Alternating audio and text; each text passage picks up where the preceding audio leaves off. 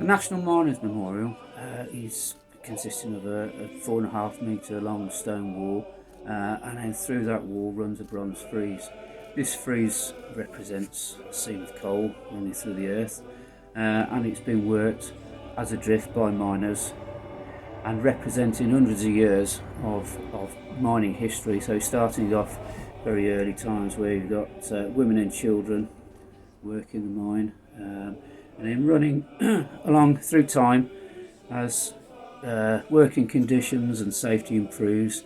The introduction of trades unions bringing much more safety to the work, but then right at the end there's a roof collapse and a rescue taking place, showing that even in modern times mining is still a very dangerous industry.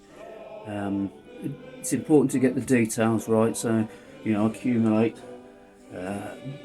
pieces of mining memorabilia so that I can make sure that you make a good job of it.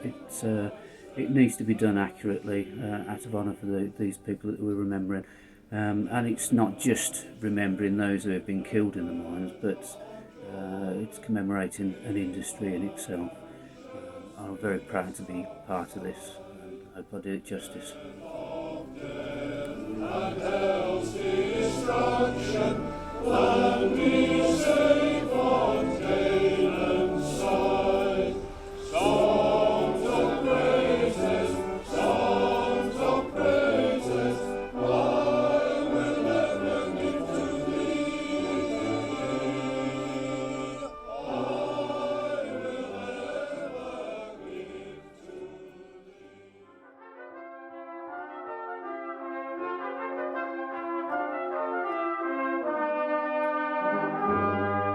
Would you like to join us and help us raise at least £100,000 to provide this fitting tribute to our mining communities?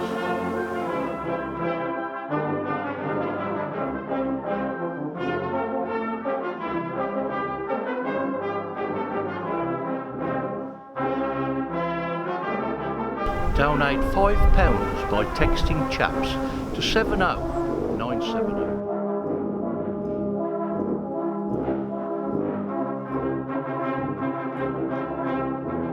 To donate £10, text CHAPS to 7019.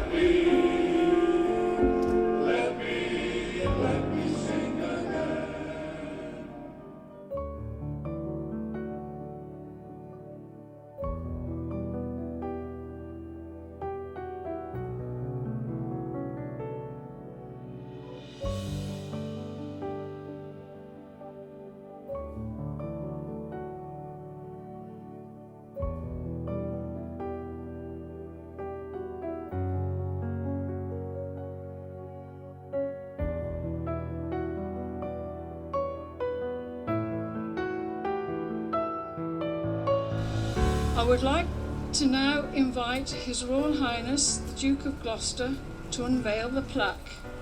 Miners have been a category that perhaps It's a bit surprising that it has taken so long for them to have their own memorial here.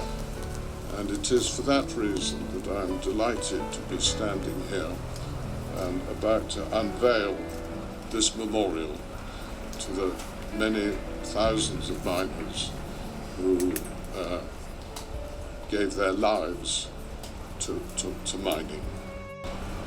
And I hope that their descendants will come here and be proud of what they see.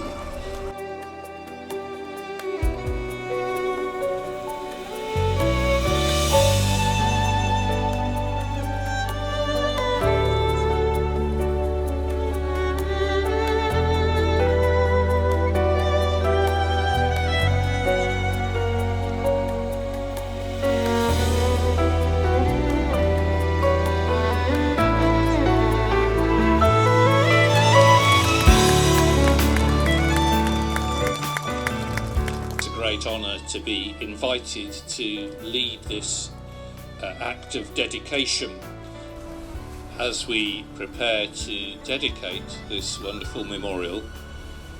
Invite you to join in a time of silent reflection and prayer as we remember all who have worked in the United Kingdom coal mining industry. Creator God, Giver of light, giver of life, you heal us and lift us up, you bless our working and making. Spread the light of your blessing on this memorial.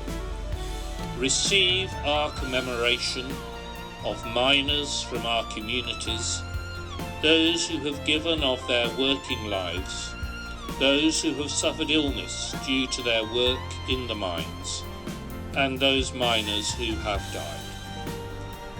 Hold safe and treasure our memories. Bring wholeness to our communities. Fulfill our hopes and desires from the light of your love among us and within us. Fill us with inspiration and grace to live and grow, ablaze like coal, as light and love and courageous hope, here and everywhere, now and always. Amen. A tribute to the miners of the United Kingdom. Tasked with their mission to find the black gold, the nation's brave miners, the young and the old, toiled in the coalfield, above ground and below. Oil lamps alight and candles aglow. In the wet and the heat, the dark and the dust, in one another they placed their trust, each person ready to take up their role, to deliver the goods and win the coal. From all over Britain they answered the call, though grave daily dangers confronted them all. The rock that could fall, the tubs that could crush, the explosions of gas, the water inrush. And yet in the face of this tough daily grind, the pit workers forged a unique frame of mind, a sense of humour, a sense of pride. The pit's me life, they often cried. This stuff that they sought helped fuel a nation, the range, the engine, the power station. Over the decades it helped to create the village, the pub, the housing estate. In our pleasant land the men, children and wives grew up with the pit at the heart of their lives. In villages and towns, the shafts and the mounds shaped the community, its sights and its sounds. And so we remain greatly in debt to those hard-working colliers who will never forget. They left their mark and established their place in the annals of history, the country's coalface. We love and we say that's one more day, and it's good to feel the sunshine.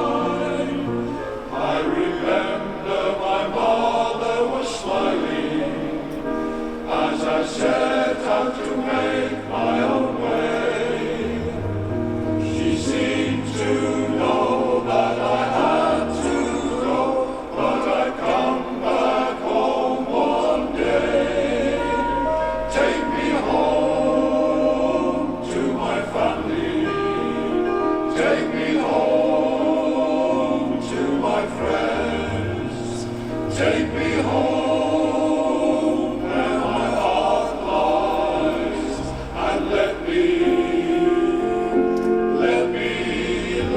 sing again.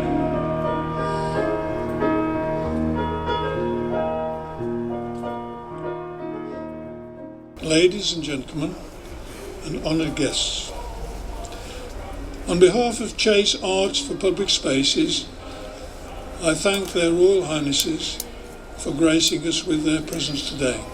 I know it's very much appreciated by everyone present, and particularly those mining communities from around the country. This is a memorable day as we pay tribute to those thousands of men, women and children who had no choice but to toil underground in extremely dangerous conditions, many losing their lives in pursuit of the black gold. In the absence of accurate records, it is believed from the 1870s up to the start of the First World War, over 1 million people were employed in the United Kingdom coal mining industry. And during that period, it is estimated that one miner was killed at work every 6 hours. A truly staggering statistic. Thankfully, many of us here today have never had to experience those underground hardships. It is difficult, therefore, to really appreciate how brave these coal miners were as they undertook their task to provide the necessary fuel to power the UK industries. The bravery of our UK miners serving in the armed forces in the First and Second World Wars is reflected in the fact that 47 of them received the most prestigious award of the British honour system, the Victoria Cross. I am very privileged to be part of the CHAPS team that has instigated, created and built this National Miners Memorial. CHAPS is indebted to the National Memorial Arboretum for providing us with this beautiful site and for all the help and assistance they have given us throughout this undertaking. CHAPS have, for a brief period, been caretakers of the National Miners Memorial. We have ensured it will be lovingly looked after in perpetuity, as befits its status. We now hand it over into the safekeeping of everyone in the United Kingdom. Let's treasure it. It's a working man I am, and I've been down underground, and I swear to God, if I ever see the sun, or for any length of time, I can hold it in my mind. I never again will go down underground. At the age of 16 years, with my father close to tears, and he vowed never again to send his son to the dark recess of the mind, where you age before your time, and the coal dust lies heavy on your lungs. It's a working man I am, and I've been down underground, And I swear to God, if I ever see the sun, or for any length of time, I can hold it in my mind. I never again will go down underground. At the age of